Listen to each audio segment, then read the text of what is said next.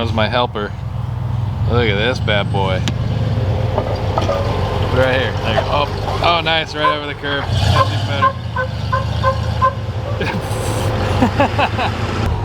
Nice monster truck, dude. You mean monster truck? Oh, yeah. Sponsor me. And Pop-Tarts. Breakfast of Champions, Breakfast baby. of Champs, man. Love it. Hell yeah. This is sick. I don't think anybody's seen this thing. Not really, no. Yeah. Oh, wow. Race car fuel pump for that race car engine, huh? That's a motorcraft fuel pump there, buddy. Wow. Who'd have thunk? Who'd have thunk? Dang. So what'd you change since we took it to the desert? Because I know you bent a radius arm and then changed a bunch of stuff. I just did electric fans yesterday. Oh, nice. And then I changed the radius arms and I added a cross member between the radius arm mounts on the frame. Oh, yeah, I see Keeps it. the frame from bowing inward. Yeah. It's all desolate stuff or is it solo stuff? That is desolate arms on solo beams. Okay. And some Super Duty ambulance tie rods. And it works. And it works fantastically. Nice, like it. I was gonna say, so is the whole thing spray painted? The whole thing, the top is in steel it. The removable top I painted in steel it and clear coated it. Oh, that's so rad. But that's impressive for spray paint, dude. Yeah, that's just the Rust-Oleum, and then I just did, Rust-Oleum also makes like a little metal flake clear coat in a can. Oh, yeah? I just did like 2 coats of that. Oh, I think I can see it on this side. Yeah, I remember it does have like a very subtle metallic to it.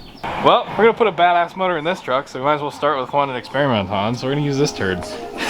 This very stock 302 that we're gonna use. So we'll start slamming pistons this thing. I'm starting to bring stuff out. It's just kind of sitting here. So crank, rods, pistons, cam, whole 9 yards. Let's go. Okay. So when they did the girdle, this was making contact, so you could barely see they actually milled out a few, well actually that looks like more than a few thou. Looks like honestly like at least a 1/16 of an inch off every cap. They milled them down so they're all even. They're weighted relatively, I think they're weighted the same. So now it fits flush. Yeah, he's got like a solid 1/16 of an inch between the caps and the girdle. That was the issue before. One of the issues, we torqued this whole thing down, and because it was touching the top, it basically squashes the top down more, so there's more tension on the top and less on the sides. So that needed to be done regardless. If I threw that together the way it was and took a shortcut, that would have wiped out a bearing very quickly. I don't think it would have lasted really even 1,000 miles. Because in theory, this should be good now. 1,000 Craig miles.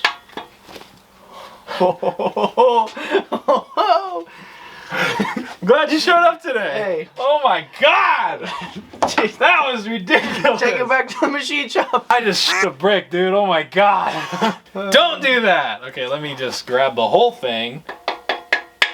Bink.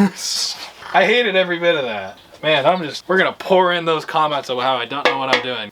I'm okay with it. We're also going to pour in comments on my camber. Look at how bad it is right now. That is the drift camber, bro. It's just fine. Yeah. Just trying to flex and show off the deal. Yeah, it's like this. Flexing the shoulders. Yep.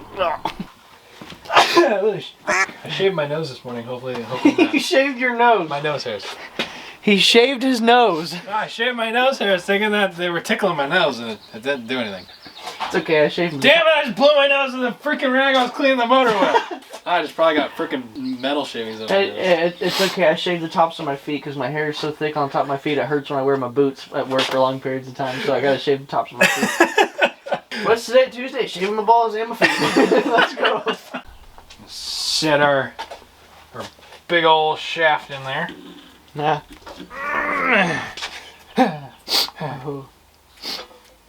And it's not for this motor. It don't fit. So now I get to take this guy and lay it across every freaking thing and then cut it and then clamp it and then check it. So that's gonna be fun.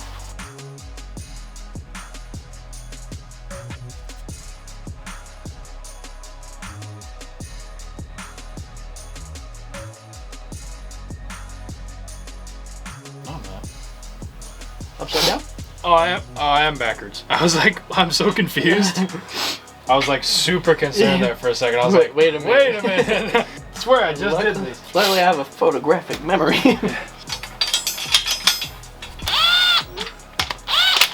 That helps. That's like my big thing. Yeah.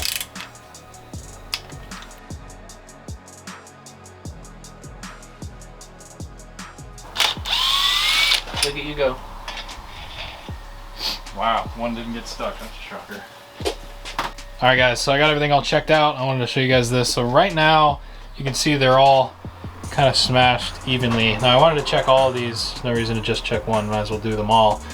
So you can see this guy right here, it looks like it's, hold on. So this is the plastic gauge. The one thing I want to show, if you guys don't know this, these are specific. There's different colors. You can kind of see right there, the different colors are used for different things. So this one's for basically between 1 and 3 thousandths, which is where I'm trying to get. 0.1 is a little bit too tight on the bearings. I think that's probably, if I had to guess, what my last motor was.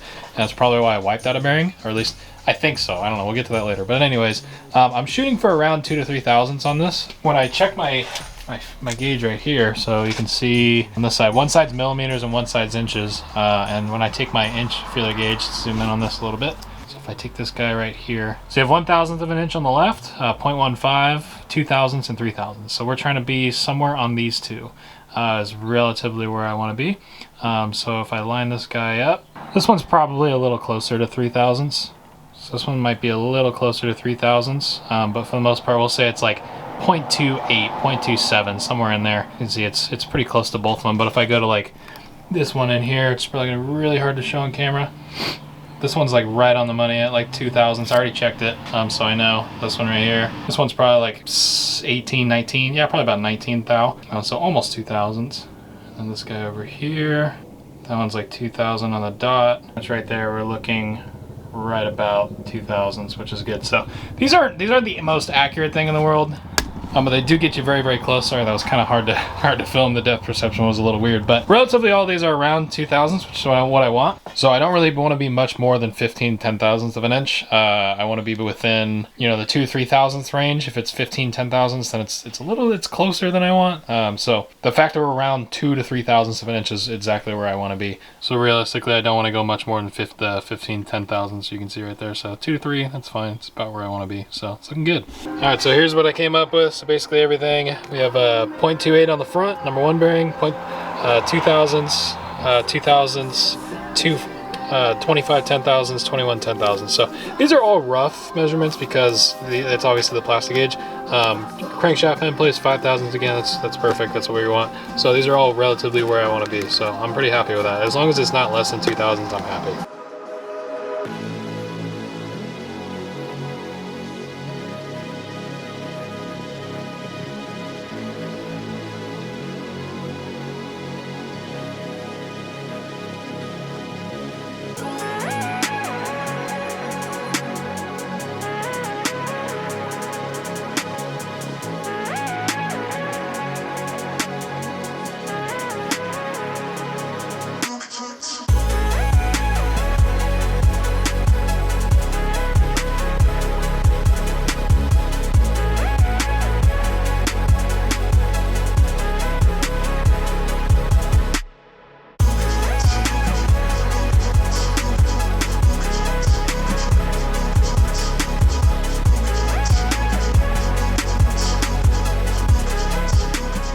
Alright guys, so we got the crank in it, everything's looking good. You'll probably be like, well, why is there no windage tray in it yet or anything else? I'm going to put the windage tray in last specifically because you quite literally cannot really get to the rod bolts.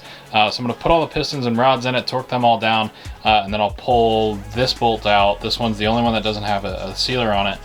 Pull it out, put everything back on the windage tray side, and then torque this down because this actually holds our pickup tube. So it's basically, I called Kent and that's what they told me, so that's what I'm gonna do, because there's physically no other way to put the rods in. If you put all this other stuff to cover it, you won't be able to get the rods on. So yeah, so our breakaway torque on this engine is right at 10 foot-pounds. You can see it now. So in between 0 and 20, a little hard to see there, but yeah. So this thing with nothing else in it, it's 10 foot-pounds to rotate it around, which is good. It should be a little tighter just because I have the assembly lube instead of just regular oil. It should be about double that with the pistons in it. So we're looking for between 20 and 25 once everything's all together. So I'm gonna start on the pistons. I got everything kind of starting to get laid out over here. Check all my ring gaps all the way throughout on all of them. And then we're gonna start slapping these things in one after another. So it should go pretty smoothly. I'll flip this thing over and start getting after it.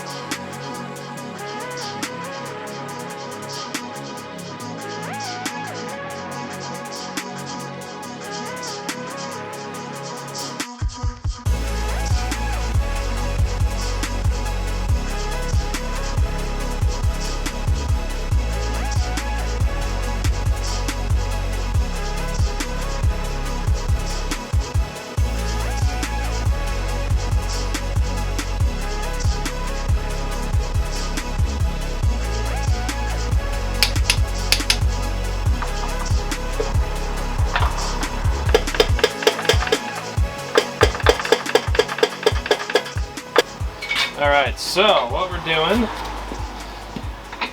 is we're gonna go ahead. I've already gapped the number 1, I believe, and number 8. I have to look back at it. I gotta clean the cylinder walls. So what I'm gonna be doing is just double checking all my work and mostly showing you guys everything that I've done. So first thing I'll do is just take just a general rag to get whatever's in there out. I'll take a lint-free rag, put the cylinder down, get whatever's, wait, that's 5, idiot. Okay, piston I think I have is number 8, so this.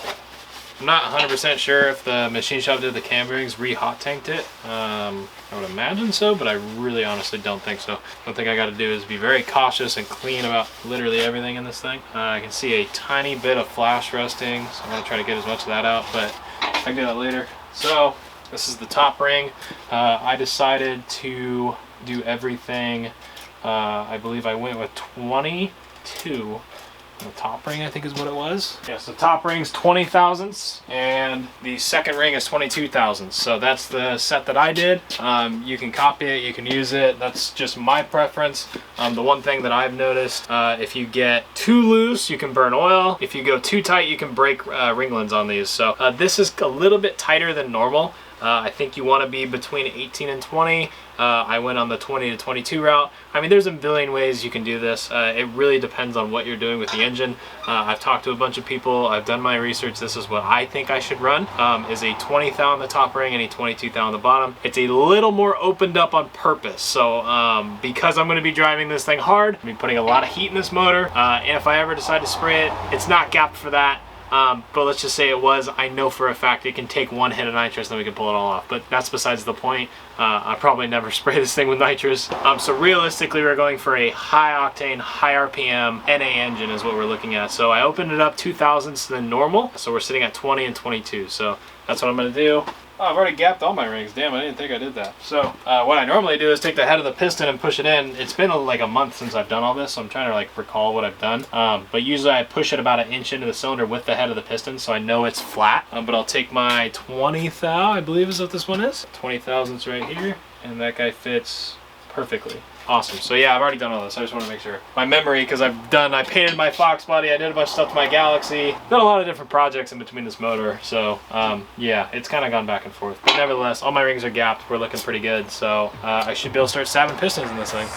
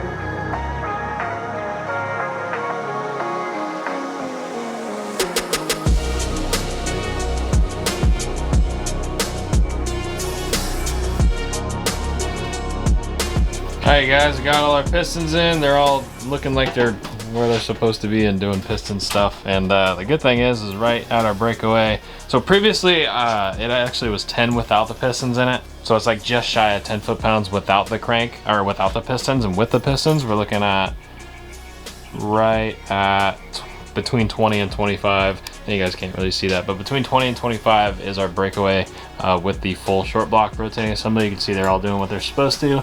And this thing's gonna party. It's a pretty party motor, man. This thing's pretty rad. So this is like a well over 11-to-1 setup. So I'm pretty stoked with that. So now I'm gonna flip it back over, get the actual windage tray and the oiling system all figured out, get the paint on it, and we'll flip it back over and be able to do the camshaft. And we're pretty much done with the short block at that point, so yeah.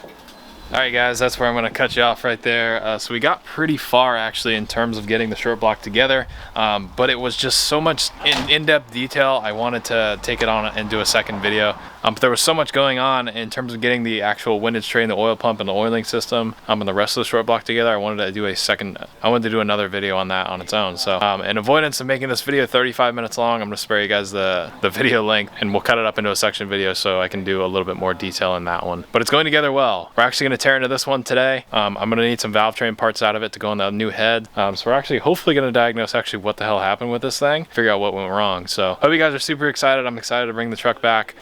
I'm doing everything I can to get this thing done as quickly as possible so we can get it back in the truck and get the truck back on the road. So it may not be the actual 8,000 RPM crazy monster right out of the gate, but this thing will totally have the potential to work up into it. Baby steps, that's what we're working on. So I just want to get the thing running. I missed my truck, haven't driven it in 7 months, so I'm really focused on just getting it together so I can drive it, and then we'll slowly upgrade things to where we can get to that 8,000 RPM power goal. With that being said, I hope you guys went and enjoyed today's video. Leave a like on it if you did. Motor's coming together great, and with that being said, I'll see you guys in the next video with the F100. See you guys.